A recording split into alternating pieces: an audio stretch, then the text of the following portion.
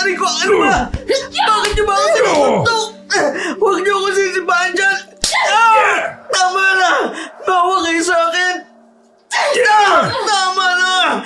Kailangan naman akong ginagawa masama sa inyo! Bakit niyo ako ginaganito? Bakit kayo nananakit sa akin? Hindi ko kayo kilala! Tapos bigla niyo na lamang akong haharangin para saktan! Napaluhod si McCoy na may isa pang malakas na suntok ang tumama sa kanyang muka. Nakaramdam siya ng pagkahilo ng bahagyang naalog ang kanyang utak. Nalasahan ni McCoy ang maalat niyang dugo na nagmumula sa sugat niya sa labi. Maya-maya pa ay napaubo na siya at napaluwa na rin ng maraming dugo. Marahang itinaas ni McCoy ang kanyang ulo. Napatingin siya sa mga lalaking walang awa siyang binubugbog. Ni isa sa mga ito ay hindi niya kilala. Nakasuot din ang mga ito ng parehong uniforme ng eskwelahang pinapasukan ni McCoy. Pero kahit na ganoon ay wala pa ring ideya ang binatilyo kung bakit siya sinasaktan ng mga ito.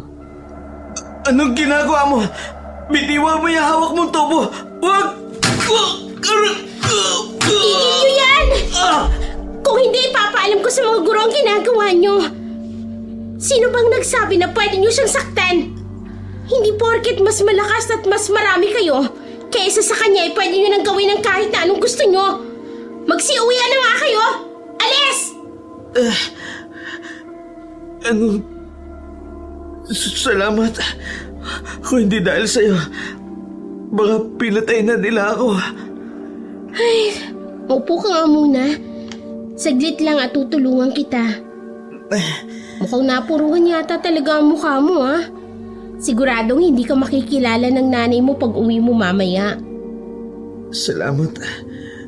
Nagawa mo pa talagang magbiro sa kalagayan kong ito. Eh bakit kasi hindi ka lumaban? Sa dami nila, ni hindi mo man lang nasapak ang isa sa kanila? Hayan tuloy. Nasira na yung mukha mo. Hindi ka na nga gwapo. Nagpabugbog ka pa. Hindi ko naman gustong bugbugin nila ako. Tsaka alam ko naman na pangit ako. Hindi mo naman kailangang sabihin pa yun. Ay, biro lang yun. Hindi ka naman ganoon kapangit. Ako nga pala si Lucia. Kakalipat ko lang dito sa eskwelahan na to. Ikaw si Makoy, di ba? Kilala mo ko? Pero paano? Hindi naman ako sikat sa mga babae para makilala mo ako, tsaka hindi naman talaga ako gwapo. Hindi ba ikaw yung nasa baking club? Ikaw yung magaling mag-bake ng cake tsaka tinapay? Mahilig ako sa tinapay kaya madalas akong bumili sa kantin ng mga gawa nyo. Ganun ba? Salamat pala, Lucia. Ay, wala yun. Ikaw kasi. Bakit mo daw niligawan yung classmate mo na si Cindy? Ayan tuloy. Nagalit sa'yo yung may mga crush sa kanya. Ha? Niligawan ko si Cindy? Wala akong kinalaman dyan. Hindi ko nga nakakausap yun eh. Hindi naman kasi siya palakibo, tsaka hindi naman siya namamansin kahit kanino. Eh pero ang usap-usapan, binigyan mo daw siya ng cake, tapos hinatid mo pa talaga sa upuan niya. Kung hindi mo siya niligawan, o ano palang tawag dun? Katamaran ni Cindy yun. Walang ibig sabihin yung ginawa ko, maliban lang sa tamad siya. Paano ba kasi? Bumili siya ng cake tapos iniwan niya yung bayad. Tapos umalis na lang bigla. Eh ako yung nakakaalam kung anong section niya, kaya ako na lang yung nag-alok na ihatid ko sa kanya yung binayaran niyang cake. Pero wala naman siya dun sa desk niya, kaya iniwan ko na lang. Naglagay na lang ako yung note. Pero grabe, hindi ko inaasahan. Dahil sa maling akala nila, mabubugbog ako ng ganito. Talaga ba? Eh di ibig sabihin, hindi mo talaga girlfriend si Cindy? Hindi nga. Aray, ang sakit ng pangako. Sorry. Dahan-dahan. Huwag ka na muna kasi magsalita. Halika, tutulungan na kitang tumayo. Sasamahan na rin kita sa klinik. Wala naman tayong clinic dito. Uuwi na lang ako. Papairan ko na lang ako anong dahon para maging okay ang sugat ko. Sigurado ka ba? Mukhang hindi ka pa nga makapaglakad eh. Ayos lang ako. Sige Salamat uli, Lucia.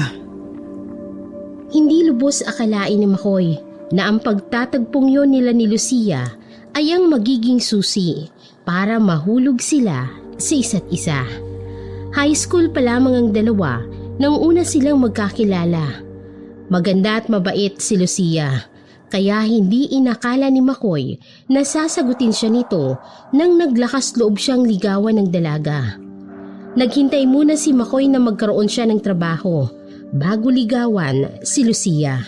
At dahil may gusto rin ng dalaga kay Makoy, ay agad siya nitong sinagot at hindi na pinahirapan pa. Likas na malakas ang loob at matapang magsalita si Lucia. Madalas, ito na rin ang nagtatanggol kay Makoy sa tuwing naiipit ang binata sa gulo ng ibang tao. Dahil dito, mas lalo pang nahulog ang loob ni Makoy sa dalaga. Sa isang taon nilang relasyon ay nasanay na rin si Makoy na nandyan lang palagi si Lucia para suportahan siya. Nandito na pala tayo. Ang bilis talagang lumipas ng oras kapag ikaw yung kasama ko. Sus! Nambola ka pa eh. O sige, pasok ka na. Baka hinihintay ka na ng nanay mo. Salamat ulit sa paghatid sa akin Babe nakakayanan talaga.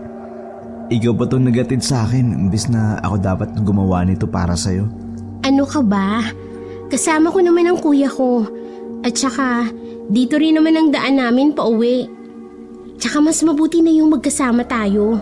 Baka mamaya kunin ka pa ng aswang, lalo na't madilim ang daan dito.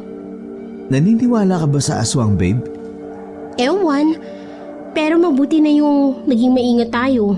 At saka alam mo ba, kung paano tatakasan ng aswang kapag hinabol ka nito sa gabi at mag-isa ka lang? Ha? Hindi. Paano ba? Dali, ibubulong ko sa'yo. Ganito dapat ang gagawin mo. Ha? Kalokohan. Hindi naman totoo. Bakit? Nasubukan mo na ba? Basta yun na nga.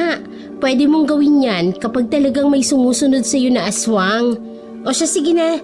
Aalis na kami. Good night. Good night. Ingat kayo Kitang-kita sa mukha ni Makoy ang sobrang kasiyahan matapos siyang ihatid ng kanyang girlfriend na si Lucia. Abot hanggang tengang kanyang ngiti habang kumakaway sa kanyang girlfriend na pauwi na rin. Ang swerte ko talaga. At si Lucia ang naging girlfriend ko. Wala na akong ibang hihilingin pa, kundi pakasalan ng isang katulad niya. Ay nako Makoy, ayan ka na naman. Mag-ipon ka na kasi nang hindi ka naman mahiya kapag inaya mo na magpakasal yung maganda mong girlfriend. Mukhang galing pa sa mayamang pamilya si Lucia. Nakilala mo na ba ang mga magulang niya? Hindi pa po. Nasa ibang bayan po kasi nakatira yung mga magulang ni Lucia. Kaya hindi nila ito kasama sa bahay nila. Tsaka ayoko pong magmukhang mapilit kaya inintay ko po si Lucia na siya yung mismo magsabi kung pwede na ako magpakilala sa pamilya niya. Oo nga naman. Pero alam mo anak, medyo nakatatakot yung kuya ni Lucia. Hindi ba siya yung kasama niyang nagbabantay sa karinderya nila sa palengke? Si Diego po. Oo nga po. Nakatatakot nga talagang dating ni Diego. Ayoko nga maniwala dati na magkapatid sila ni Lucia. Pero baka ganun lang talaga ang mukha niya. Tsaka kung titignan mong mabuti, magkahawig naman talaga sila ni Lucia. Medyo palaging galit lang ang ekspresyon ng mukha ni Diego. Kaya kung ako sa'yo, huwag kang magkakamaling lokohin si Lucia. Ako kung hindi, baka saan ka pulutin. Hindi ko rin naman masisisi si Diego kung bugbugin ka niya oras na sinaktan mo ang kapatid niya. Naku Nay, hindi po mangyayari yun. Ang alin? Nabugbugin ka ni Diego? Hindi ko po lulukuhin si Lucia. Mahal na mahal ko yun Tsaka, saan pa ba ako makakahanap ng halos perpektong babae? Wala nang ibang papatol sa akin. Kaya hindi ko siya lulukuhin at handa akong tanggapin kahit hindi ako ganun kagwapo. Hindi naman kasi sa mukha ang basihan ng pag-ibig. Pero tama yan, anak. Piliin mo ang tao na handa kang tanggapin kahit sino o ano ka man. Nang sa ganon, alam mong hindi ka niya iiwan kahit na ano pang mangyari. Pero syempre, dapat wag mo ring abusuhin ang pagmamahal sa'yo ng taong yon. Kailangan mo ring magsikap. Opo, Inay. O siya, tawagin mo na nga yung kapatid mo sa kwarto niya at kakain na tayo. Nang sumunod na araw, muling nagkita si Lucia at Makoy. Nakagawian na ng dalawa na magkita pagkatapos magsara ni Lucia ng karinderya nila sa malapit. Si Lucia ang pumupunta sa bakery kung saan nagtatrabaho si Makoy para hintayin ito at sabay na silang umuwi. Sapat na para sa kanila na magkita at magkasama kahit ilang oras lang araw-araw. Madalas din si Lucia mismo ang pumupunta sa bahay ni Makoy sa tuwing day off nito sa trabaho. Walang pakialam ang dalaga sa anuman ang sinasabi ng iba tungkol sa kanila. Basta't nariyan lang si Makoy para pasayahin siya sa kabila ng mabigat na lihim na itinatago niya. Wala na ring mahihiling pa si Makoy dahil na kay Lucia na ang lahat ng hinahanap niya sa isang babae. Bukod sa mabait at masipag ang dalaga, ay maganda at gustong-gusto rin ito ng pamilya niya. Babe, eto nga pala yung tinapay tsaka soft drinks. Magmeryenta ka muna. Naku, ang sweet naman ng boyfriend ko ah. Ikaw ba ang gumawa nitong tinapay? Oo. Sige na, kainin mo na. Tapos sabihin mo sa akin kung anong lasa. Dinamihan ko talaga ang palaman yan para mas lalang magustuhan mo. Palaman? Di ba wala namang palaman ng munay? Oo, pero ibang munay naman yan eh. Kaya tikman mo na. Ikaw talaga, ang hilig mong mag-imbento ng mga bagong recipe. Sige na nga. Ano? Masarap ba? Masarap naman. Tamang-tama. Paborito ko ang mga matatamis. Bibili na rin siguro ako para dalhin sa bahay mamaya. Talaga ba? Mabutit nagustuhan mo. Tsaka hindi mo na kailangan bumili. Libre ko na yan. Pati yung iuuwi mo. Sigurado ka? Baka pagalitan ka ng boss mo. Hindi yan, babe. Sige. Oo nga pala. Ayos lang ba sa'yo na mauna ka nang umuwi? May kailangan pa kasi akong gawin eh. Importante lang. Uuwi ka na kaagad? Bakit? Ano bang nangyari? Wala naman. Kailangan ko lang maghanda para sa mga bisitang darating sa susunod na araw. Kung ganun, sige. Mas mabuti pa nga umuwi ka na lang habang hindi pa lumulubog ang araw. Paano ka mamaya? Kaya mo bang umuwi sa gabi na mag-isa? Babe naman, ano bang tingin mo sa akin? Hindi naman ako ganun matatakotin. Sigurado ka ba? Basta kapag sa tingin mo na sinusundan ka ng aswang, gawin mo yung sinabi ko. Siguradong epektibo yun. Oo ba? Ako nang bahala. Mag-iingat ka pag uwi ah. Love you. Ikaw din. Ang cute-cute mo talaga, Makoy. Nakakagigil ka.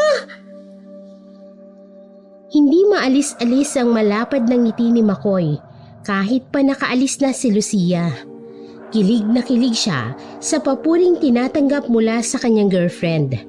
Kahit pa na madalas niyang sabihin at ang nanay niya na hindi naman talaga siya kagwapuhan, ay ayos lang kay Makoy. Ang mahalaga sa kanya ay ang pagiging cute sa paningin ni Lucia.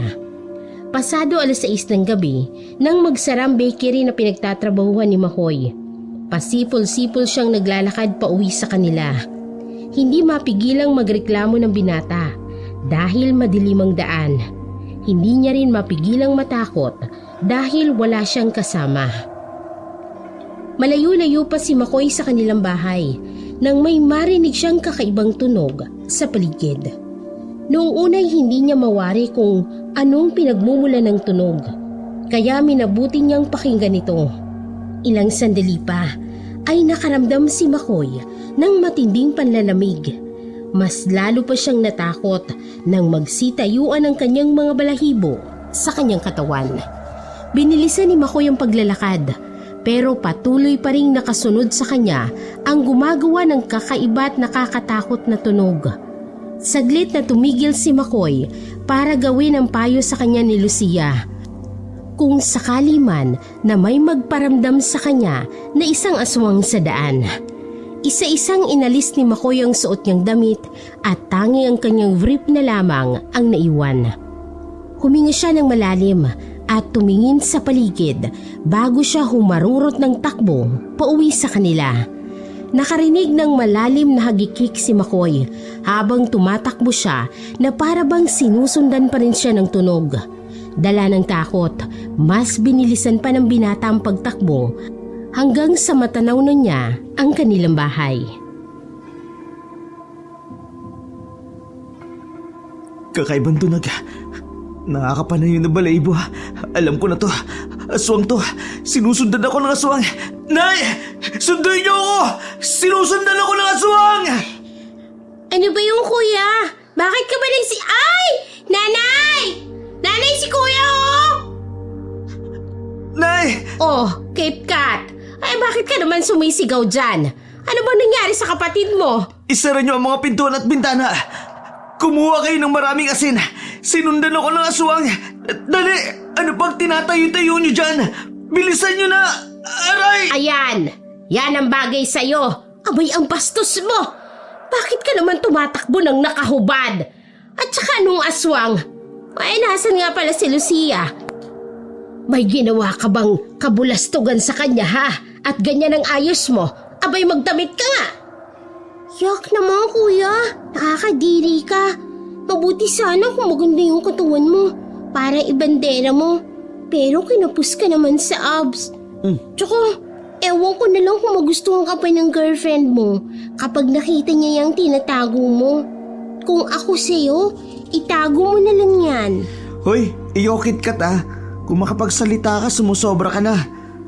Parang kala mo naman sa'yo, hindi ka mataba dyan.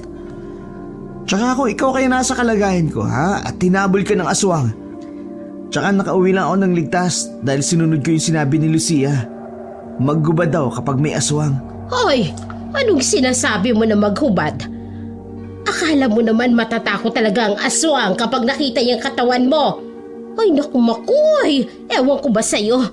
Imbes na ikaw yung mag-alaga dyan sa maganda mong girlfriend, abay ikaw pa tong inaalagaan niya na parang bata.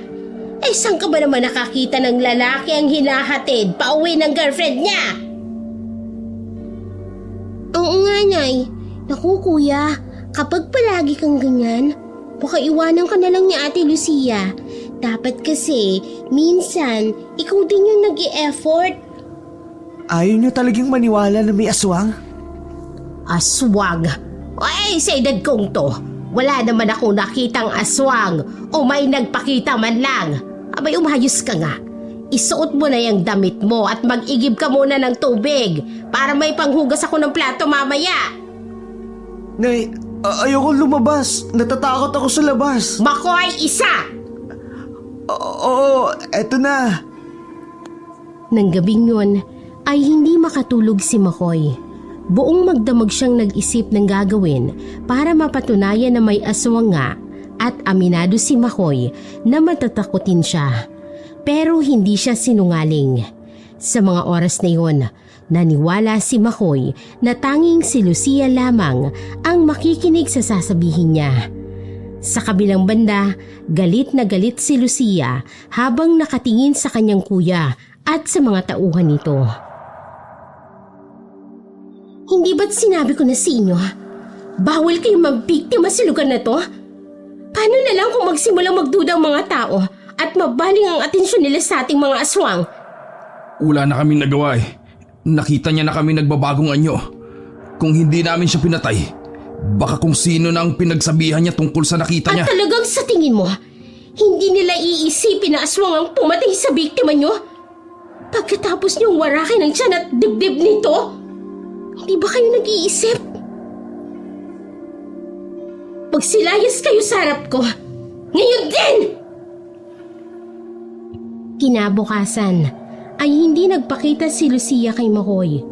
Nag-alala si Makoy dahil ito ang kauna-unahang pagkakataon na hindi siya pinuntahan ni Lucia na hindi man lang nagsasabi. Maagang nagpaalam si Makoy sa boss niya para puntahan ang dalaga sa bahay nila. Hindi pa nakapunta si Makoy sa bahay ni Lucia kahit na mahigit 1 taon na sila ng dalaga. Ang palagi kasing sinasabi ni Lucia sa tuwing mag-aaya si Makoy na bumisita sa kanila ay tsaka na lang at malayo ang sa kanila. Hindi naman nagpupumilit si Makoy dahil palaging si Lucia ang pumupunta sa kanya at nasanay na rin siya sa ganoon. Pero dahil hindi siya sinipot ni Lucia ng walang pasabi, ay nag-alala si Makoy. Kaya naisip niyang panahon na rin para siya naman ang bumisita sa dalaga. Agad na napansin ni Makoy ang matataas na damo sa paligid ng bahay na pinuntahan niya. Pagkatapos niyang magtanong-tanong ay sa wakas, natuntun niya rin ang bahay ng girlfriend. Malayo ito sa ibang kabahayan at may mataas na pader na nakapaligid dito. Hinanap ni Makoy ang gate at nang makita niyang nakabukas ito ay pumasok siya habang tinatawag si Lucia. Lucia! Babe! Nandiyan ka ba? Naririnig mo ba ako? Si Makoy ito! Anong ginagawa mo rito? Ikaw pala, kuya. Sinong kuya mo? Hindi kita kapatid. Tsaka bakit ka pumasok na hindi ka naman iniimbitahan sa loob? Bawal ba? Pare na lang itawag ko sa'yo ha. Kasi, hindi kasi kami nagkita ngayon ni Lucia kaya nag-alala ako. May sakit ba siya? Nasa loob ba siya ng bahay? Wala si Lucia rito. At kahit pa nandito siya, hindi ka naman pwede pumunta rito. Bakit naman? Ako nga pala si Makoy. Ako yung boyfriend ni Lucia. Baka kasi hindi mo alam eh. Alam ko. Pero bawal ka pa rin dito. Hindi ba't sinabi sa'yo ni Lucia na hindi ka pwedeng pumunta rito ha? Kung ako sa'yo, umuwi ka na bago pa man may mangyaring masama sa'yo. Mahal na mahal ko ang kapatid mo. Kaya sana naman, hayaan mo na kami magkita. Wala akong masamang intensyon sa kanya. Wala akong pakialam sa relasyon ninyo. Sinusunod ko lang ang utos sa akin ng nakatataas. Umalis ka na. Hintayin mo na lang na si Lucia mismo ang lumapit sa'yo. Pero bakit? Hindi ba pwedeng sabihin mo sa akin ng dahilan para maintindihan ko? Bakit ba ang tigas ng ulo mo ha? Gusto ko lang makausap si Lucia. Hindi pa natapos ni Makoy ang sasabihin nang makaramdam siya ng malakas na palo sa likod ng kanyang ulo. Nagdilim ang paningin niya at sa isang iglap ay tuluyan na siyang nawala ng malay. Makalipas ang ilang oras ay nagising si Makoy sa isang madilim na lugar. Natakot ang binata nang maramdamang nakatali ang buong niyang katawan. Hindi rin niya magawang sumigaw dahil may takip ang kanyang bibig. Ilang saglit pa ay unti-unting naaaninag ni Makoy ang kanyang paligid. Napagtanto niya na nasa loob siya ng isang maliit na kwarto. Nararamdaman din niya na hindi siya nag-iisa sa kwarto. Muntik nang masuka si Makoy sa amoy ng paligid. Magkahalong lansa at bulok ang naamoy niya na pumuno sa hangin. Maya-maya pa ay nakarinig ng mga yapak si Makoy. Muli niyang ipinikit ang mga mata at nagpanggap na walang malay. Gustong malaman ni Makoy kung sinong nagdala sa kanya sa lugar na yon. Kaya bahagya niyang iminulat ang mga mata para subukang kilalanin ang salarin. Nandito ba lahat ng huli niyo? Bukas na darating ang mga bisita, kaya kailangan nating maghanda ng sapat na pagkain para sa kanila. Alam mo naman siguro ang mangyayari kung hindi natin nabigay ang gusto nila, hindi ba kuya? Nandito na lahat ng pwede nating katayan. Pahirap pa na ngayon ang paghuli ng mga supply dahil mas naging maingat ng mga tao. At si Makoy, Hindi pa rin kita pinapatawad sa ginawa mo, kuya. Bakit mo hinayaan ang mga tauhan mo na saktan si Makoy? Siguraduhin niyo lang na hindi niya malalaman ang tungkol sa atin, sa pagkatao natin. Kumuha ka ng kwento o ano, basta hindi niya pwedeng malaman na isa akong aswang. Maliwanag? Pero Lucia, wala ka namang mapapala sa Makoy na yun. Mas mabuti kung iwan mo na siya. Makipaghiwalay ka na lang sa kanya kung ayaw mong puntiryahin siya ng mga nasa taas. Ayan ka na naman, Diego. Hindi ka na naman nakikinig sa sinasabi ko. Sino ba ang dapat na sundin sa ating dalawa? Kung may lakas ka na sana ng kagaya sa akin, baka matagal na ako nakinig sa'yo. Mas malakas ka nga, Lucia. Pero ako pa rin ang kuya mo. Mas nakatatanda ako sa'yo. At gusto kong makinig ka sa sasabihin ko. Dahil kung hindi, ako mismo ang tatapos sa buhay ng pinakamamahal mong boyfriend. Ganon. Baka nakakalimutan mo, Diego. Hindi tayo katulad ng mga tao na sinusunod ang mas matanda sa kanila. Sa lahi nating aswang, tanging ang malalakas lang ang masusunod. O siya, ihanda nyo na ang mga kakatayin ngayong araw. Siguraduhin nyo na hindi masisira ang lamang loob nila kapag winarak nyo ang katawan. Ako nang bahala. Pabalik na ako sa kwarto ko. Pagkatapos mo dito, dalhin mo na rin sa kwarto ko si Makoy. Ako ang magpapaliwanag sa kanya tungkol sa nangyari. Sige. Nang makaalis si Lucia, ay naiwan si Diego para hakutin ang mga katawan ng mga nabiktima nila. Samantala, pigil hininga naman si Makoy habang mariing nakapikit. Hindi makapaniwala si Makoy sa mga narinig. Ni minsan ay hindi sumagi sa isipan niya na ang maganda at mabait niyang girlfriend ay isa palang aswang. Inabot ng mahigit kalahating oras bago matapos si Diego sa paghahakot.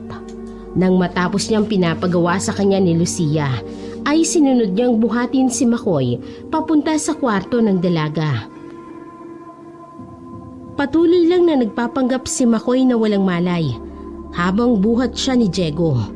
Inilapag siya nito sa malambot na kama bago siya nito iniwan sa kamay ni Lucia.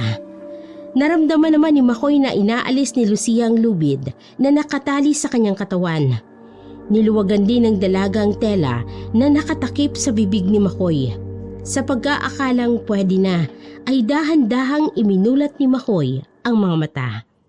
Napasinghap si Makoy nang makitang nakatitig sa kanya si Lucia na para bang hinihintay nito na tapusin niyang pagpapanggap niya na tulog. Makoy, mabuti naman at gising ka na. Kumusta na ang pakiramdam mo? May masakit ba sa'yo? Lucia, ayos lang ako. Bakit nga pala ako nandito? Gwen, nakita ka kasi ng kuya ko sa may gate. Nag-uusap daw kayo nang bigla ka na lamang himatiin. Ha? May sakit ka ba? Wala. Wala naman akong sakit. Bakit pala napunta ka dito? Namiss mo ba ako? Oo naman. Siyempre, namiss kita. Tsaka nag-alala ako sa'yo. Hindi ka kasi pumunta sa panaderya namin kanina. Asus! Saglit lang tayong hindi nagkita eh. Tapos namiss mo na agad ako. Eh di ba nga ang sabi ko naman sa'yo, marami lang akong kailangang ayusin. Baka sa linggo na ulit tayo magkita. Bukas na kasi darating ang mga bisita eh. Ganun ba? O sige. Oh, saan ka pupunta? Kagigising mo lang ah. Magpahinga ka muna. Ano kasi, gabi na kaya baka hinahanap na ako sa amin. Ihahatid na kita. Baka kasi maligaw ka. Malayo pa ang sa inyo.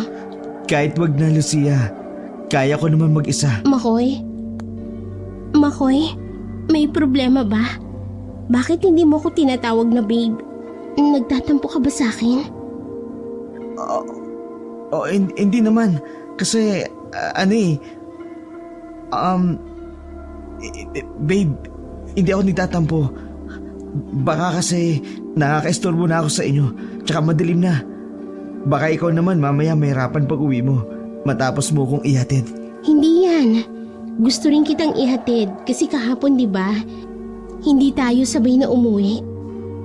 Babe, ano kasi, kagabi nang umuwi ako, parang may nakasunod sa akin na aswang. Kaya ayoko mapahama ka kapag inihatid mo pa ako. Aswang? Sigurado ka ba na aswang yun?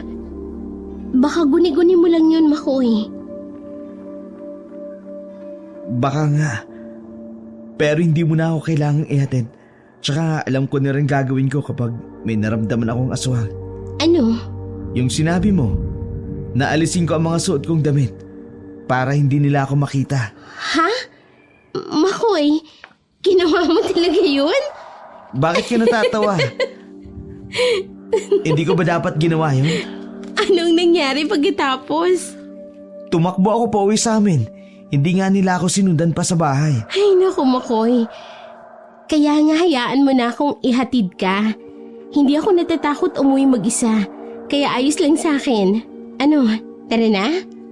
Walang nagawa pa si Makoy nang ipagpilitan ni Lucia ang gusto nito. Habang naglalakad pa uwi sa kanila, ay hindi mapigilan ni Makoy na kabahan matapos marinig ang pag-uusap ni Lucia at ng kuya nitong si Diego. Kulang na lang ay tumakbo siya palayo sa dalaga. Hindi maiwasan ng binata na matakot sa kanyang girlfriend. Pero sa tuwing nagtatama ang mga mata nila habang masayang nagkukwento si Lucia, ay saglit na nakakalimutan ni Makoy ang tungkol sa totoong pagkatao nito. Walang katapusan ng mga kwento ni Lucia hanggang sa binanggit nito ang tungkol sa kaalaman niya sa mga aswang. Naging alerto si Makoy at minabuti niyang makinig sa sinasabi ng kanyang nobya. Alam mo ba kung paano pumatay ng aswang, Makoy? Hindi. Bakit? Alam mo ba? Simple lang naman ang kailangan mong gawin. Kahit gaano pa kalakas ang isang aswang, may kahinaan pa rin ito. Kahinaan? Gaya ng ano? Mukhang gustong-gusto mong pag-usapan ng aswang O sige, sasabihin ko sa iyo kung paano. Una sa lahat, pare-pareho lang ang kahinaan ng mga aswang. Kagaya ng sa baril. Kapag binaril mo ang isang aswang at natamaan ito, siguradong manghihina ang katawan nito o di kaya'y mamamatay agad. Depende sa parte ng katawan na tinamaan ng bala ng baril.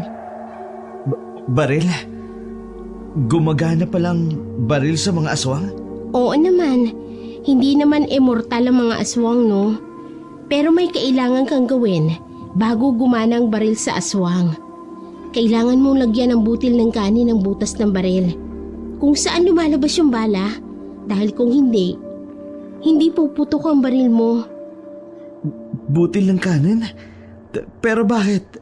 Ano namang kinalaman ng butil ng kanin sa pagputok ng baril? Yun ang hindi ko alam, pero gumagana yun. Kahit pa noong unang panahon, yun ang ginagawa ng iilan para labanan ng mga aswang. Nandiyan na pala ang bahay mo, oh. Paano yan?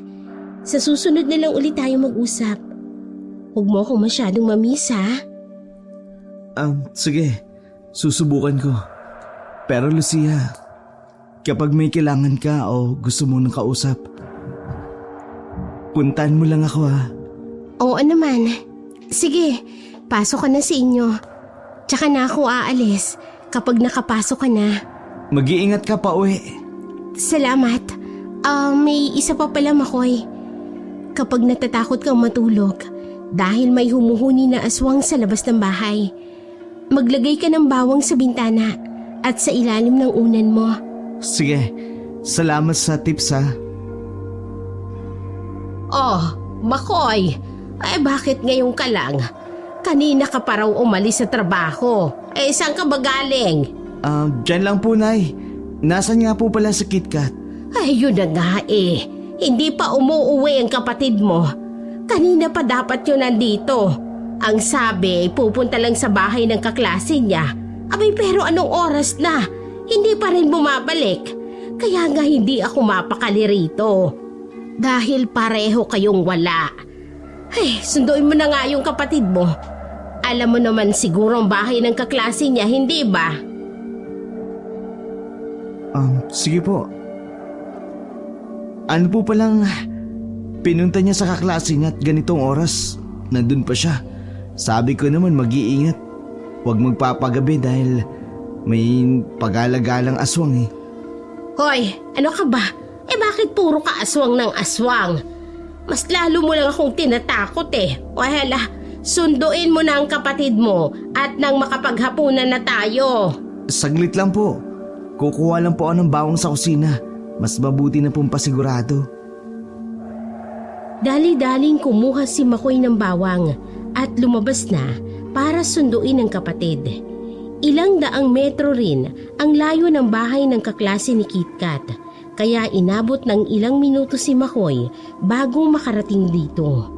Pero nagulat siya at nag-alala nang malamang kanina pa raw nakauwi ang kapatid niya.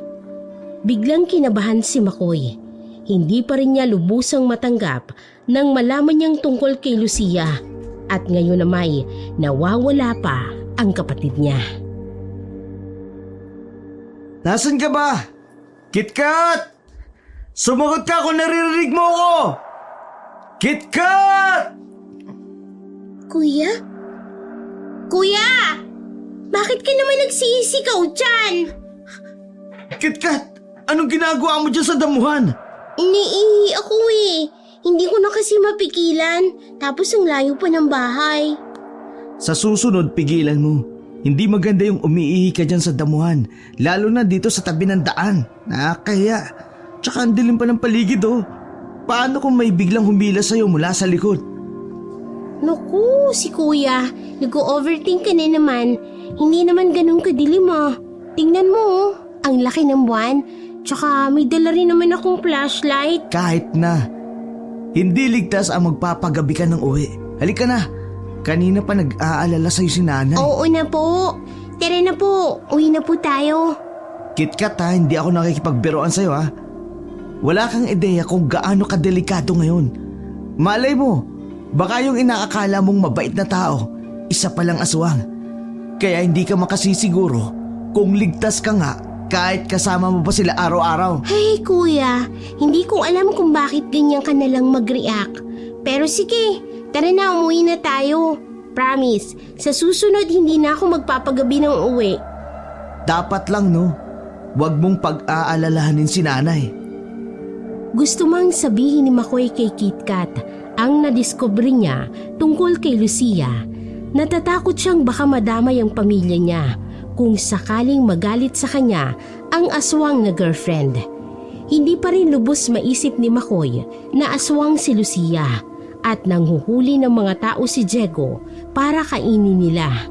Halos masuka-suka si Makoy sa tuwing naaalala niya ang tungkol sa mabaho at malansang amoy sa kwarto kung saan siya nagising matapos niyang mawala ng malay sa gate ng bahay ni Lucia. Pagdating nila KitKat sa bahay, agad na pumunta sa kanyang kwarto si Makoy para magkulong. Wala siyang ibang sinabi sa nanay at kapatid niya maliban sa mag-iingat tuwing gabi at siguraduhing nakakandado ang mga pinto at bintana. Hindi rin nakalimutan ni Makoy na paalalahanan ng mga ito na huwag magpapapasok ng kahit na sino sa bahay nila kahit pa kilala nila ito. Katulad na lamang ng girlfriend niyang si Lucia at ng kuya nitong si Diego. Nagtataka man si Aling Ason at KitKat sa inaasta at sinabi ni Makoy ay kibit balikat nilang na sinunod ito. Kinaumagahan, hindi pa rin mapakali si Makoy. Paputol-putol ang tulog niya dahil sa takot na baka bigla na lang silang pasukin ng aswang. Kung aswang talaga si Lucia, bakit sinasabi niya sa akin ng paraan kung paanong papatay ng mga kauri niya? Ibig bang sabihin nun, gusto niya akong lumaban sa kanya o sa mga kauri niya kapag inatake nila ako? Pero, paano kung hindi pala totoo ang mga sinabi niya sa akin tungkol sa paglalagay ng butil ng kanin sa baril?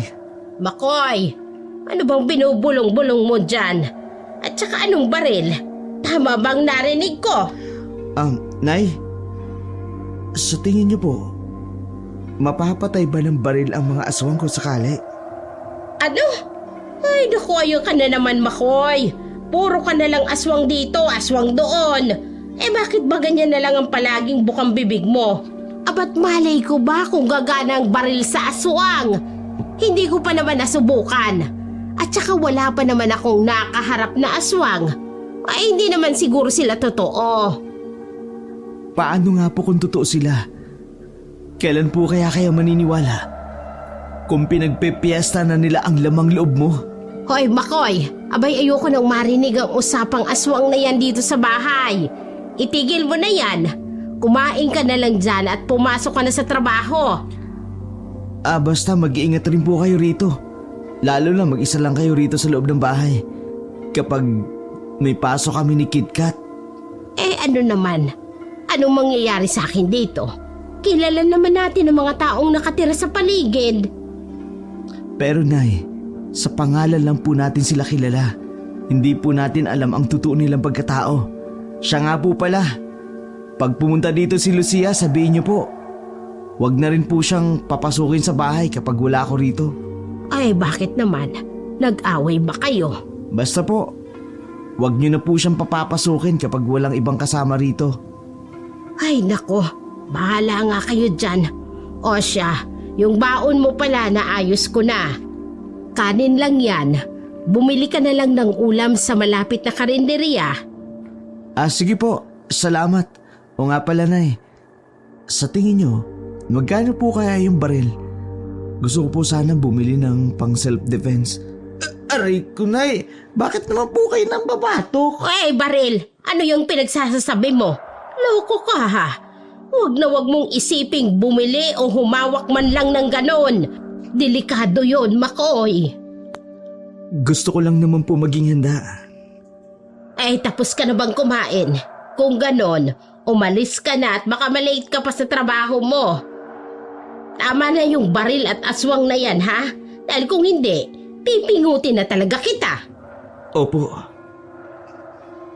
Alas 7 ng umaga ay nasa bayan na si Makoy para pumasok sa bakery na pinagtatrabahuhan niya. Maaga pa lang ay marami nang pumupunta para bumili ng bagong labas na tinapay. Kilala ang bakery na pinagtatrabahuhan ni Makoy dahil mura na ay masarap pang tinapay na tinda.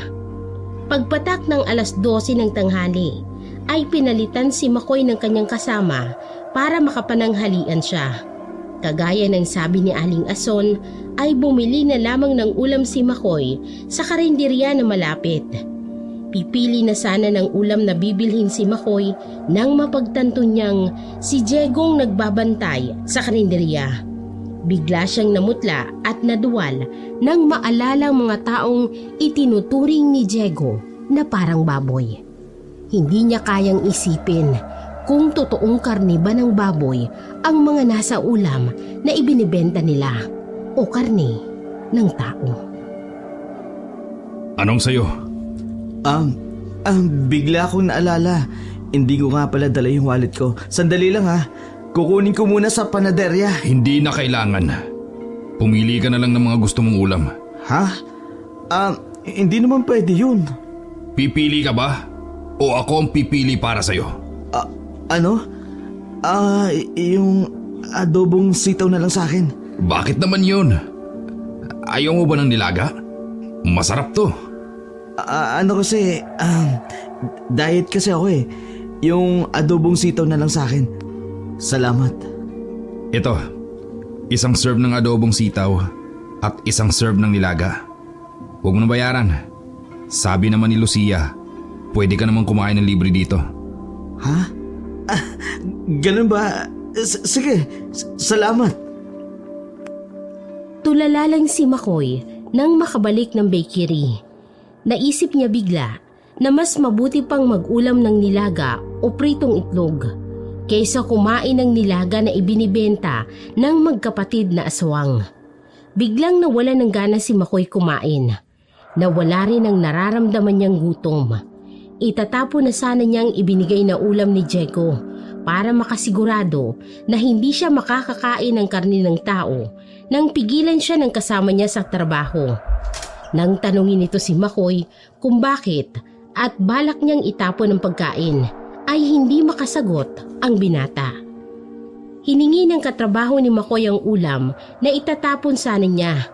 At dahil hindi masabi ni Makoy na aswang ang nagluto ng mga yon, ay wala siyang nagawa kung hindi panoorin ng kasamahan na kainin ang nilaga at adobong sitaw na galing kay Diego.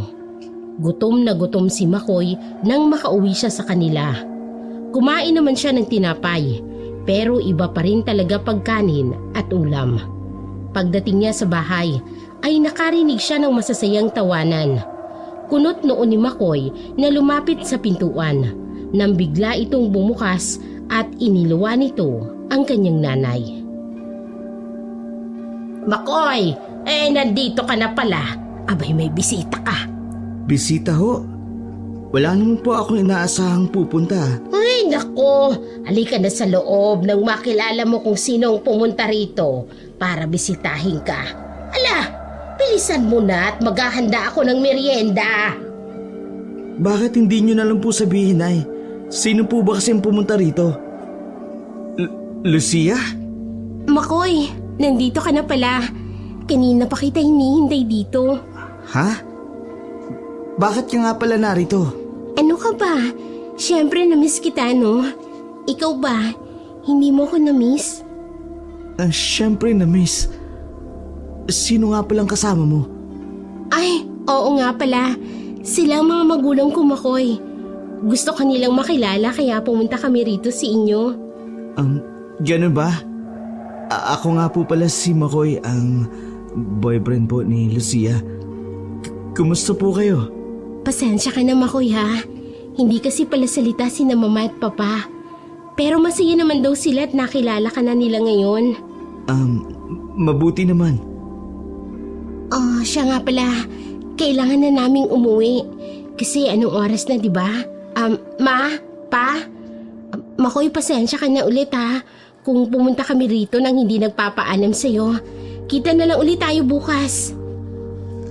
Sige. Ingat kayo. Ay, Lucia, iha. Ay, saan naman kayo pupunta?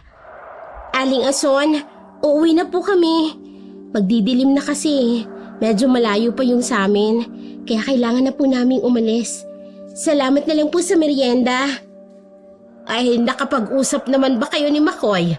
Pwede naman na dito na kayo maghapunan. Nay, huwag niyo na po silang pilitin. Sa susunod na lang po, Aling Ason. Sige po, mauna na po kami. O siya, sige. Mag-iingat kayo. Nay naman, sabi ko naman sa inyo, huwag kayo basta magpapapasok ng kahit na sino.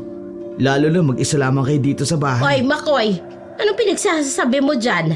Siyempre kailangan ko silang papasukin. Girlfriend mo yon at magulang niya. Balang araw, magiging mga biyanan mo yon. Di nga tayo nakasiguro dyan eh. Tsaka pag naalaman mo yung totoo, babago rin ang isip mo. Ano yon? May sinasabi ka ba? Ay, ewan ko sa'yo, Makoy, ha? Boto naman ako dyan kay Lucia.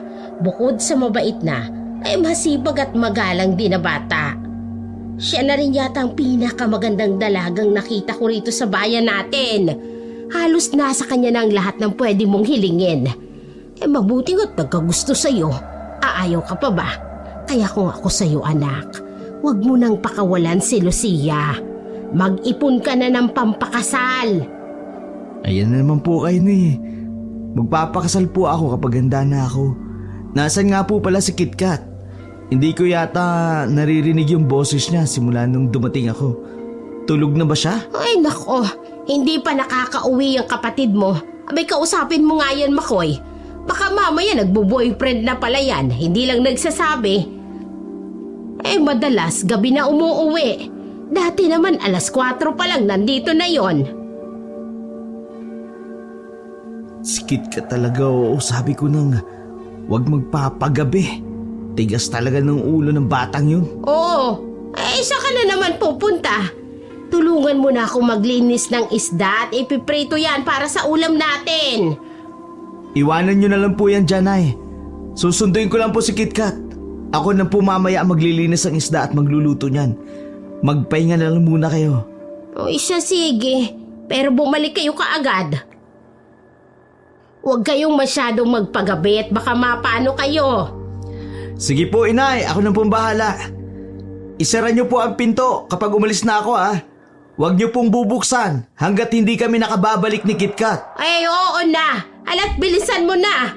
Dalhin mo na rin itong flashlight nang may ilaw kayo sa daan. Opo, salamat po.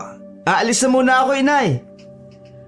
Dali-daling umalis si Makoy para sunduin ang kanyang kapatid. Hindi niya mapigilang mainis kay KitKat dahil hindi nito sinusunod ang mga bilin niya. Pero kahit na ganoon ay nangingibabaw pa rin ang pag-aalala ni Makoy sa kapatid. Mahigit kumulang 200 metro ang layo ng bahay nila Makoy sa pinakamalapit na bahay sa kanila. Madilim ang daan mula sa ibang bahay papunta sa kanila. Kaya hindi mapigilan ni Makoy na mag-alala para sa dalagitan niyang kapatid. Hindi pa nakakalayo si Makoy sa kanila nang biglang sumulpot si Lucia sa tabi ng daan. Halos lumundag ang puso ni Makoy palabas sa kanyang dibdib nang makita niya ang girlfriend na naglalakad palabas ng tubuhan. Aswang! Grabe ka, Makoy, ah! Mukha ba akong aswang? Ang ganda ko namang aswang kung ganun. Lucia, bakit ka nandyan? Akala ko ba umuwi ka na kanina? Nauna na sina mama at papa. Nagpaiwan ako para sana bumalik sa inyo at kausapin ka. Hindi na kasi tayo nakapag-usap ng maayos simula nung isang gabi. Ha? Pero marami kang ginagawa, di ba? Baka hanapin ka sa inyo. Hindi yun. Teka nga, iniiwasan mo ba ako, Makoy? Ha? Hindi ah. Bakit naman kita iiwasan? Hindi ko gagawin yun. Eh bakit hindi mo ako tinatawag na babe? Simula yata nung bumisita ka sa amin, nanlamig ka na sa akin. Galit ka ba dahil sa sinabi sa'yo ng kuya ko? Huwag mo nang pansinin yun. Wala naman siyang magagawa kung ikaw ang gusto ko. Ang totoo niyan, binigyan ako ng kuya mo ng libreng ulam kanina. Oh, eh di ba di pala kayo? Hindi ka na natatakot sa kanya? Ha? Siyempre natatakot pa rin ako. Ang laki kaya ng katawan ng kuya mo. Laki pa ng boses kumpara sa akin. Parang kayang-kaya niya lang akong ibalibag kung kailan niya gusto. Bakit ka naman niya ibabalibag? Ikaw talaga, Makoy, oh. Nakakatawa ka pa rin. Sa totoo lang, na-miss ko to. Mas masaya pa rin kapag magkasama tayo. Kagaya ng dati. Kaya huwag kang mag-alala. Kapag umalis na ulit sina mama, magkikita na ulit tayo araw-araw. Kailan pala sila aalis? Hindi ko pa alam eh. Sana nga umalis na sila agad. Teka, ano palang ginagawa mo rito sa labas? Si KitKat. Sandali lang, Lucia ha. Susunduin ko palang kapatid ko. Ha? Hindi ba si KitKat yung naglalakad papunta rito? Saan? Wala naman ako nakikita. Tingnan mo ngang mabuti. Suot pa ngang uniforme niya eh. Gusto mo hindi inaling natin siya rito? Siguro mga 5 minuto nandito na siya. Pupuntahan ko na lang siya. Baka kasi wala siyang ilaw eh. Makoy, ayaw mo bang mapag-isa kasama ako? Lucia, ang lapit mo naman. Baka may makakita sa atin dito. Ikaw na ngang nagsabi, diba? Madilim dito. Kaya sigurado kung walang makakakita sa atin. Tsaka malayo pa si KitKat. May ilang minuto pa tayo. Hindi mo ba ako na-miss? Na-miss. Ang ibig kong sabihin. Ang lambot talaga ng labi mo, Makoy. Sige na ha, sa susunod ulit. Sana hindi ka na magulat kapag hinalikan ulit kita. Teka, Nandiyan na pala si KitKat. Mauna na ako ha. aalis ka na ba? Sa susunod na lang ulit, Makoy. Bye! Bye! Pero bakit sa tubuhan ng punta niya? Kuya? Kuya! Oh, KitKat! Bakit ngayon ka lang? Sinabi ko naman sa'yo na huwag kang magpapagabi, di ba? Si ma'am naman kasi, ayaw niya kaming pauwiin hanggat hindi namin nalilinis yung classroom. Nahirapan rin ako makipagsiksikan sa tricycle. Kaya ayun, last trip na yung sinakyan ko. Mabuti nga may bakante pa eh. Sa susunod, dumaan ka na lang sa panaderya kapag uwian na. Para sabay na lang tayo. Para kahit maabutan tayo ng gabi, magkasama pa rin tayo pa uwi. Asus! Si kuya oh, biglang naging mabait. Teka, mag-aasawa ka na ba kaya biglang bumait ka sa akin? Nag-propose na ba sa'yo si Ate Lucia? Huwag mo nang sayangin si ate kuya. Full package na yun. Hoy, kailan pa ako hindi naging mabait sa'yo, ha? Tsaka, pareho lang kayo ni nanay ng sinasabi. Kapag mag-aasawa na ako na yung magpo-propose. Hindi yung babae. Ewan ko lang. Tara na nga, nagugutom na ako eh. Ano palang ulam natin? Magdusa ka dahil hindi pa naluluto yung ulam. Pero bilisan na natin. Nagugutom na rin ako eh. Sandali kuya. Naririnig mo ba yung naririnig ko? KitKat, hawakan mo ang kamay ko. Huh? Huwag kang bibitiw ha. Pagbilang ko ng 3, sabay tayong tatakbo. 1, 2, 3! Bilis! Habol hininga ang magkapatid nang umuwi sila. Parehong namumula ang mukha nila Makoy at KitKat nang pagbuksan sila ng pinto ni Aling Ason. Nang tanungin sila ng kanilang nanay ay kung bakit kailangan nilang tumakbo, sabay na sumagot ang magkapatid na hinahabol daw sila ng aswang. Hindi naman naniwala si Aling Ason sa sinasabi ng mga anak niya at nagkibit balikat na lamang.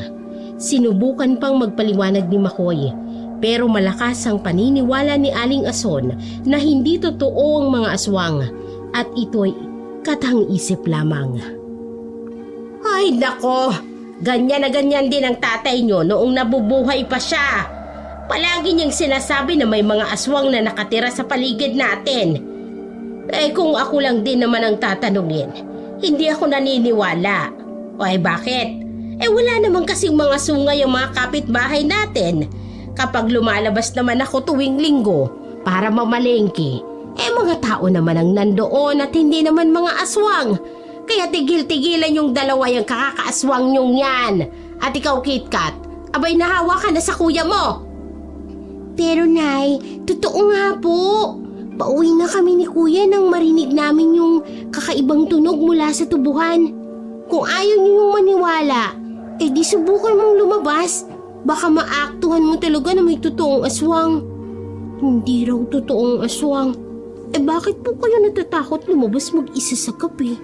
Iyaan mo na KitKat. Kahit anong sabihin mo, hindi talaga maniniwala si nanay sa mga aswang. Maliban na lang siguro kung harap-harapan niya makita ang inaakala niyang mabait na tao, kumakain pala ng lamang loob ng kapwa-tao. Kung hindi aswang ang tawag doon, eh ano pala yun? Ay naku kayo talaga ha. Nagagawa niyo pa talaga akong pagtulungan. O siya Makoy, akala ko ba ikaw ang magluluto ng ulam natin? Dalian mo na at nakahanda ng kawali at isda. Piprituhin mo na lang. Opo, gagawin ko na po. Wow! Pritong galunggong ang ulam natin. Ang sarap naman kuya. Ako nang gagawa ng sausawan. Sige. Damihan mo ng kamatis at sibuyas ha. Oo ba? Gutom na kasi ako. Tamang-tama. Masarap ang ulam. Oo nga eh. Ako nga rin, kanina pa ako nagugutom. Aba. Ay kung makapagsabi kayo na gutom, hindi ba kayo nakapananghalian? Hindi po. Sa katunayan nga po, nasa akin pa rin yung baon kong kinain kanina. Baka kanin ang ibig mong sabihin. Opo. Naku, ikaw talaga Makoy, oo. Wala lang.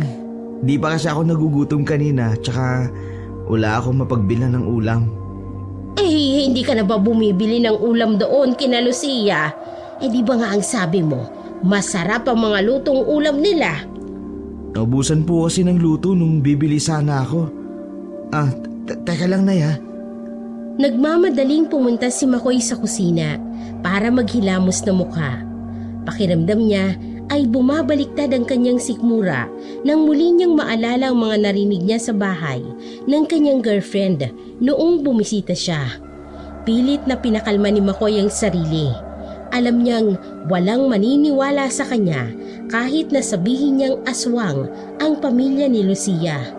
Nagpapasalamat na lang din siya at wala silang nababalitaan na naging biktima ng aswang sa kanilang lugar. Pero kahit na ganoon, hindi maalis sa isipan ni McCoy na may mga taong namamatay dahil sa mga aswang na katulad ng kanyang girlfriend. Isang malalim na buntong hininga ang pinakawalan ni McCoy matapos niyang lutuin ang kanilang ulam na pritong galunggong.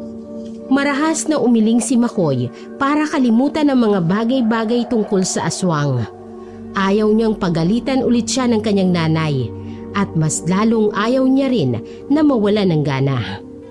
Pagkatapos kumain nila McCoy ay agad siyang nagpaalam na mauuna nang pumasok sa kanyang kwarto.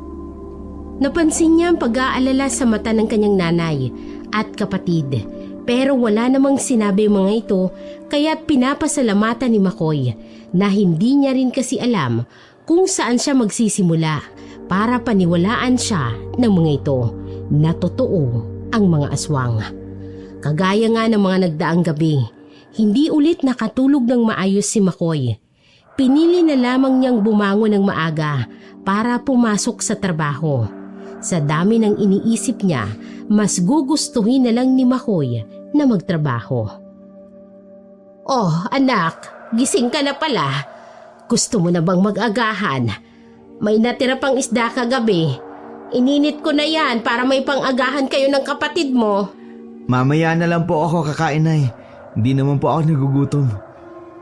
Bakit nga pala ang aga niyong nagising? Wala lang. Bigla ko lang napanaginipan ng tatay mo. Kaya hindi ako makatulog ulit. Teka, Nay? Ano yung hawak mo? Hindi ba baril yan? Oo, sa tatay mo to. Galing pa yata to sa lolo mo. Matagal na itong nakatago lang. Ewan ko lang din kung nagamit ba ng tatay mo to noong nabubuhay pa siya. Basta naaalala ko lang kahapon nung nagtanong ka tungkol sa baril. Wow, totoong baril po talaga ito? Mukha bang laruan? Abay syempre totoo yan. Kung tama ang pagkakaalala ko, revolver yata ang tawag dito. May 6 na lagayan ng bala, pero 3 bala na lang ang natitira, kaya swertihan na lang talaga kapag pinaputok to. Nay, bakit niyo naman po inilabas ang baril ni tatay? Hindi ko rin alam anak. Naisip ko lang na tingnan at linisin. Baka kinakalawang na. At saka wala akong balak na ibigay sa'yo to. Pero ilalagay ko ito doon sa cabinet sa may sala. Baka sakaling kailanganin natin sa susunod. Pamproteksyon ko sa inyo. Nay, may nangyari po ba? Bakit parang maputla kayo? Ay, hindi ko rin alam McCoy. Hindi lang kasi ako mapakali. Parang may kung anong masamang mangyayari. Maayos naman ang pakiramdam ko kahapon. Pero alam mo ba, sa panaginip ko raw, nagsisigaw ang tatay mo. Hindi ko makalimutan ang mukha niya habang sumisigaw siya. Parang may ipinapahiwatig siya na hindi ko mawari. Ano po bang isinisigaw ni tatay? Isang salita lang yun. Yun ang sinasabi niya. Paulit-ulit siyang sumisigaw. Ang sabi niya, aswang, aswang. Kaya pagising ko, agad kitang naalala. Madalas mo kasing banggitin yung tungkol sa aswang. Kaya tatanungin kita ngayon, McCoy. Naniniwala ka ba talaga sa mga aswang? Opo, inay. Naniniwala po ako sa mga aswang. Alam ko po na hindi madali paniwalaan. Dahil wala naman tayong nababalitaan na may nangyaring aswangan dito sa lugar natin. Pero malay natin, baka sa ibang lugar pala maraming nagpaparamdam. Tsaka naramdaman kong may nakamasid lang sila sa paligid. Lalo na tuwing gabi. Kaya nga sinasabi ko sa inyo na huwag kayo basta-basta magpapapasok ng tao kahit na sino sa bahay natin. Hindi pa rin ako naniniwala na may aswang, Makoy. Pero kung sakaling mali ako at tama ka, sana'y makatulong ang baril na ito. Pero tandaan mo, siguraduhin mo muna na totoong kalaban ang kaharap mo. Ayokong mabalitaan na dinampot ka ng mga pulis dahil nakasakit o nakapatay ka ng inosenteng tao. Opo. Tatandaan ko po yun. Ipangako nyo rin po sa akin nang susundin nyo po ang mga bilin ko. Kailangan nyo rin po maging alerto, lalo na kapag nag-iisa lang kayo dito sa bahay. Wag na wag po kayo magpapapasok ng bisita, lalo na't wala kami. Paano naman kung si Lucia ang bisita? Abay, girlfriend mo yon. Ayoko namang magmukhang kontrabida sa relasyon ninyo. Nay naman, hindi pwede.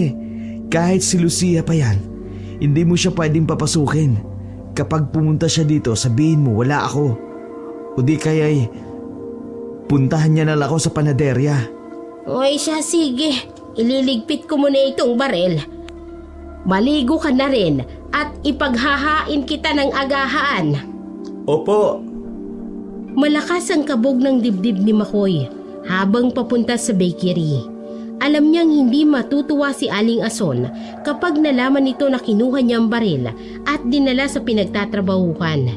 Hindi rin alam ni Makoy kung bakit, pero may kakaiba siyang nararamdaman. Mas lalo pang kinabahan si Makoy nang dumating siya sa bayan. Maraming nagkukumpulang tao sa labas ng munisipyo, kaya hindi niya mapigilan na makiosyoso.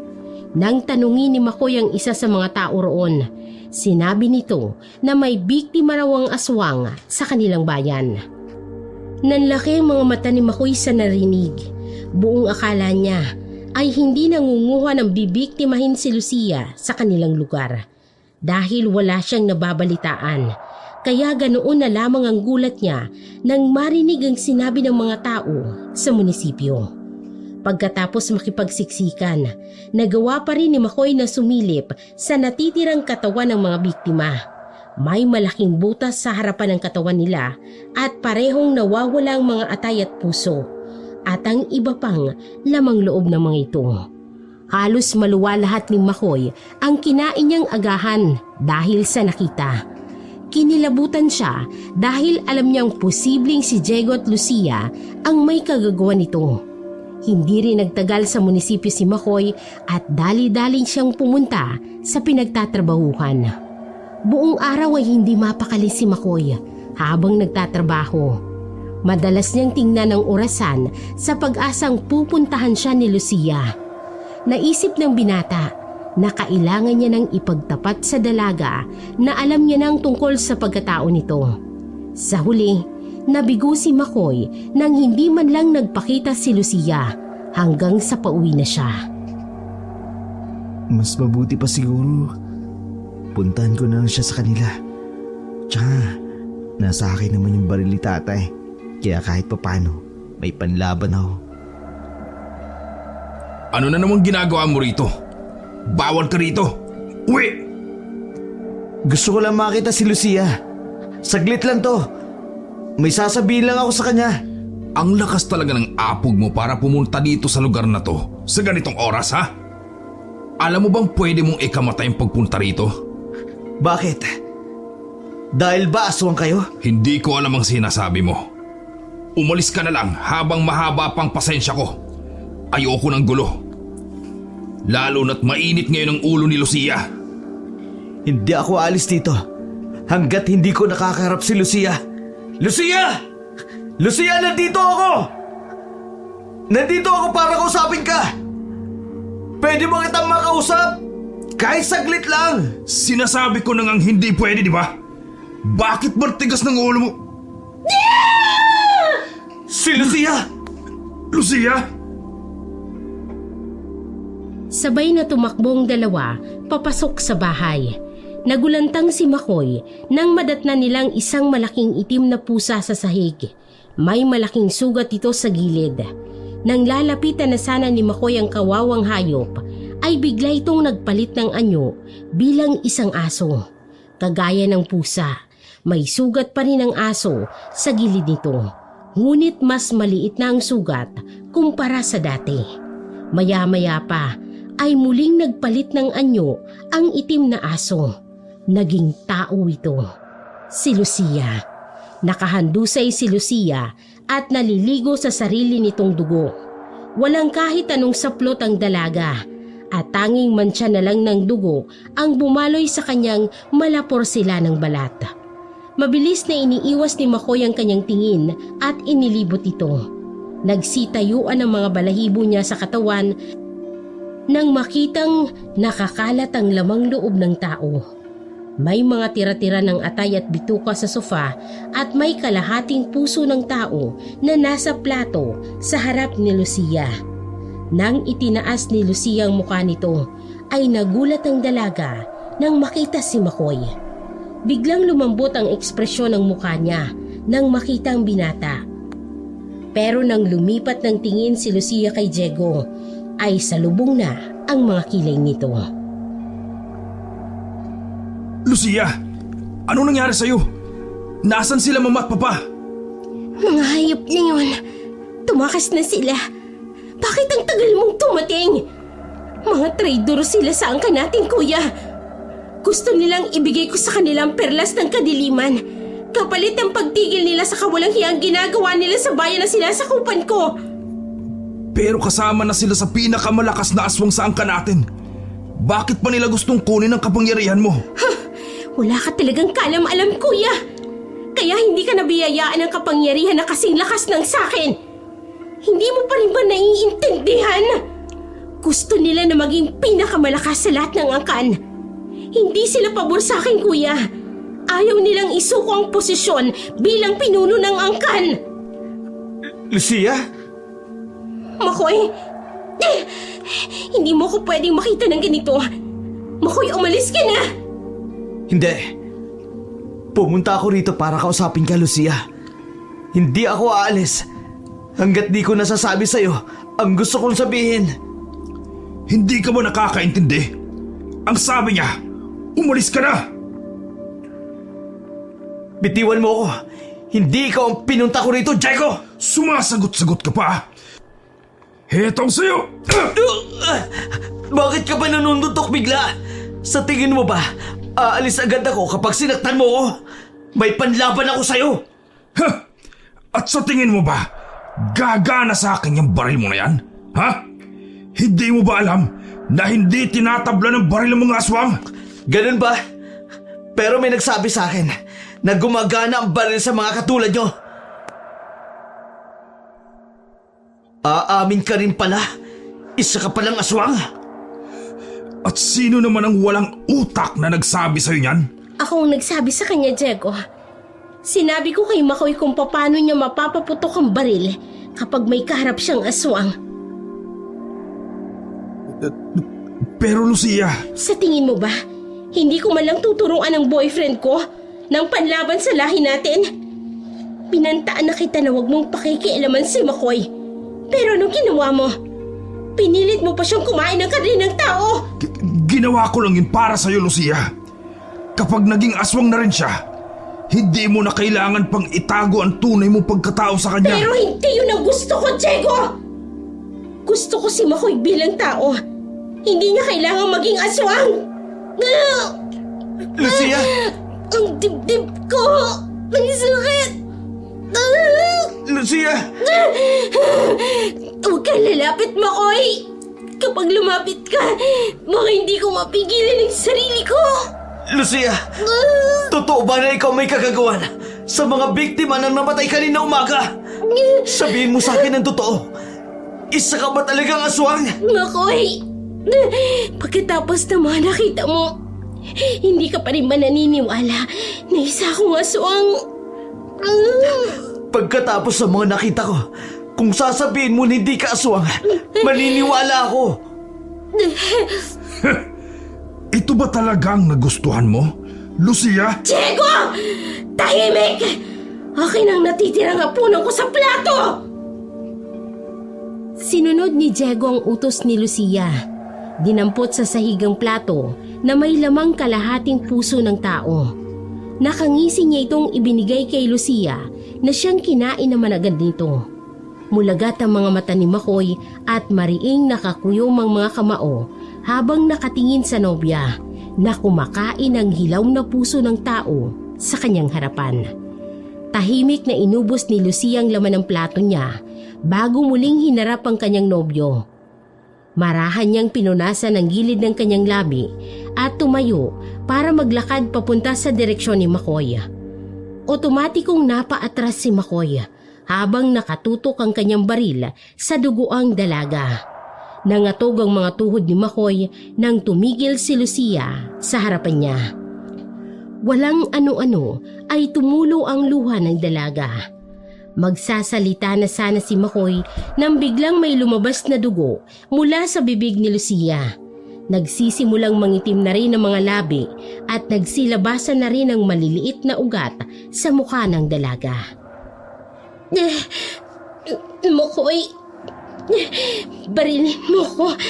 Hindi magiging payapa ang lugar na Hindi. kung mananatili akong buhay. Hindi, Lucia. Hindi kita kayang patayin. Sige na, patayin mo na ako. Kung hindi, kayong mapaphamak. Hindi. Ayoko. Ayoko maging kriminal. Parang awa mo na, Makoy. Hindi ko na kayang buhay. Pinagsisisihan ko ang lahat ng ginawa ko. Wala akong magawa. Kasi pinanganak akong ganito. Kaya kung totoong mahal mo ako, tapusin mo na ako, Makoy. Makoy! Huwag mong sasaktan ang kapatid ko! Hindi kita mapapatawad kapag sinaktan mo siya! Kuya, huwag kang mangialam.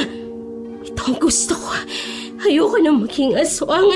Ayoko nang gumawa ng kasamaan. Hindi ka pwedeng pumili, Lucia. Ipinanganak kang aswang at mananatili kang aswang hanggang sa huling hininga mo. May magbabago ba kapag namatay ka? Wala! Kahit mawala ka pa, hindi mauubos ang lahi ng mga aswang, Lucia! Tama ang kuya mo, Lucia. Kahit mawala ka, hindi mauubos ang mga aswang. Patawarin mo ako, Makoy. Hindi ko sinasadyang ipanganak na isang aswang. Alam ko, Lucia. Alam kong higit kanina man, hindi mo gusto maging aswang. Kaya naniniwala ako sa'yo na kaya mong magbago. Huwag kang susuko. Nandito lang ako. Kaya siguro minahal kita. Kasi ganitong klaseng tao ka, Makoy. Sayang lang kasi hindi kita pinagkatiwalaan. Kung sana sinabi ko agad sa iyo ang tunay kong pagkatao, baka nagkaroon pa ako ng pagkakataon na magbago. Pero wala eh. Hindi na rin ako magtatagal sa mundong ito, Makoy.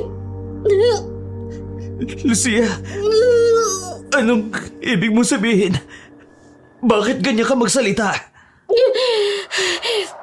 Bago pa kayo dumating ng kuya ko, uminom ako ng lason galing sa kilala kong albularyo.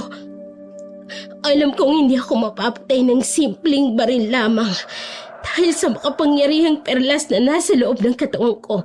Lucia, Ito ang nagbibigay ng kapangyarihan ko bilang aswang at gusto itong kunin ng mga magulang ko.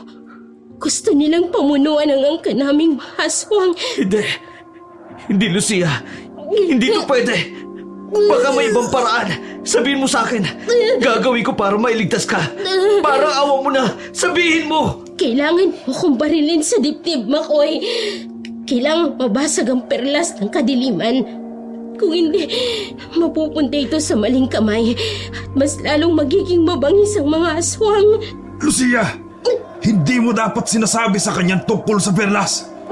Hindi ka pwedeng mamatay. Ikaw lang ang susundin namin na pinuno ng angka natin. Tumahimik ka, Diego! Hindi ko magdidesisyon, kaya manahimik ka. Hindi na kayang tanggapin ng katawan ko ang kapangyarihan ng perlas. Sa oras na mamatay ako, mapupunta ang perlas sa pinakamalakas na aswang na natitira sa ating angkan. At hindi ikaw yun, Diego! Ayos lang sa akin, Lucia. Ayos lang na hindi ako ang nagmamayari ng perlas. Para sa'yo ang perlas at ikaw lang ang karapat-dapat na may hawak niyan. Kaya hindi ka pwedeng mamatay. Huli na ang lahat. Lucia! Lucia, huwag mo ko iiwan! Magpaw kita tangka, Lucia! Makoy, ito na ang huling hiling ko. Parilin mo ako sa dibdib. Siguraduhin mong mababasag ang perlas. Bakit ang sama mo, Lucia? Hindi ko kaya gawin niya sa'yo. Kung mahal mo ko, pagbibigyan mo ang gusto ko, Makoy. Pero ayoko mamatay ka. Wala na tayong oras, Makoy. Tapusin mo na ako bago pa dumating ang mga magulang ko. Lucia! Hindi mo kami pwedeng iwan. Hindi mo pwedeng iwan ang ating angkan. Diego! Diego!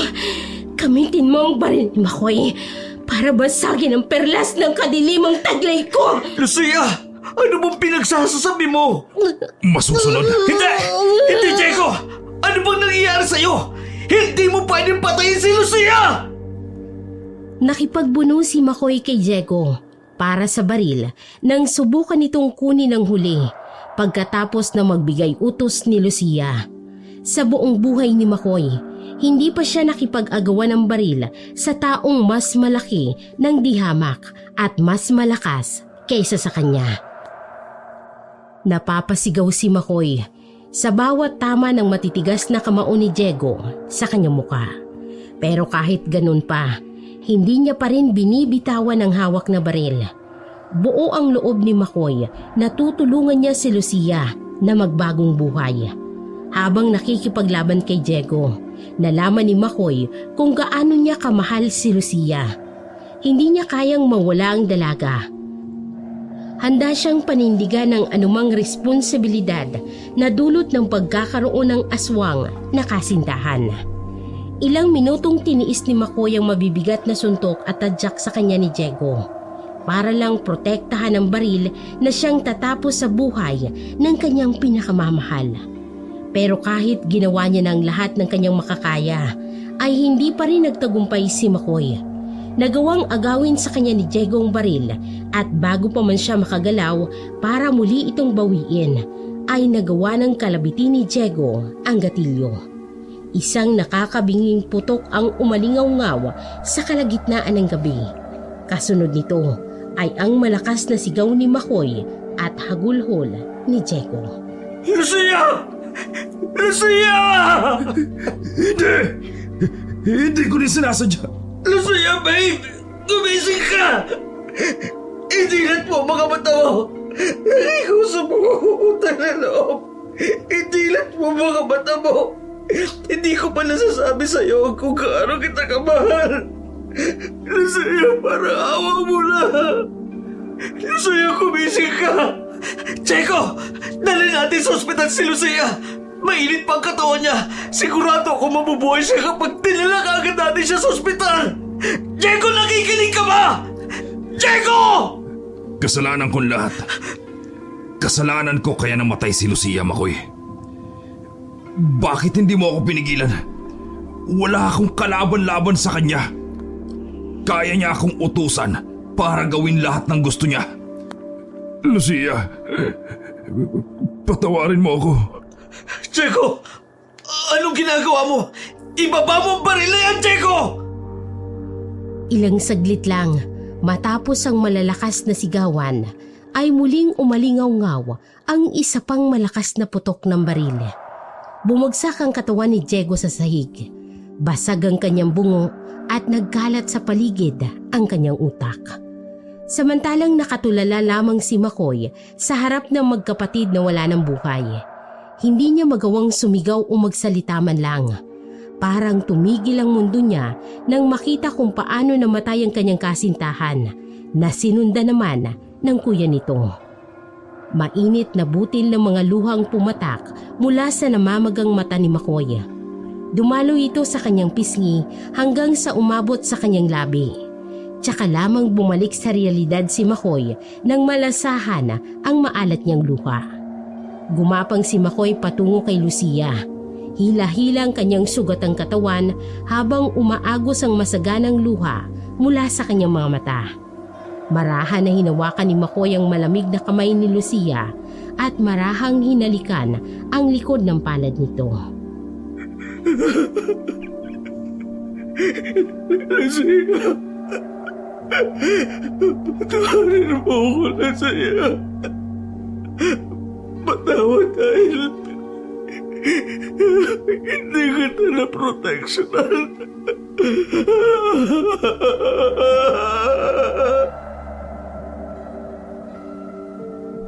Dahan-dahang ipinikit ni Makoy ang kanyang mga mata habang nakadapa sa tabi ng bangkay ni Lucia. Hawak-hawak niya ang kamay ng nobyang aswang bago pa man siya mawala ng malay. Ilang linggo ang lumipas. Pagkatapos ng nangyari sa bahay nila Lucia, ay nanatiling tahimik ang kanilang bayan. Walang kahit anong usap-usapan tungkol sa pamilya ng mga aswang na nakatira sa kanilang lugar. Wala rin masyadong maalala si Makoy tungkol sa nangyari pagkatapos niyang mawala ng malay. Nagising na lamang siya sa kanilang bahay na nakabenda ang kanyang halos buong katawan. Nang tanungin ni Makoy ang kanyang nanay tungkol kay Lucia, ay tahimik lang itong umiyak bilang sagot. Ilang araw din pagkatapos magising ni Makoy bago sinabi ni Aling Ason ang tungkol sa nangyari. Ayon sa kwento ni Aling Ason, hinihati daw ni Lucia at ng kuya nito si Makoy sa kanila na walang malay.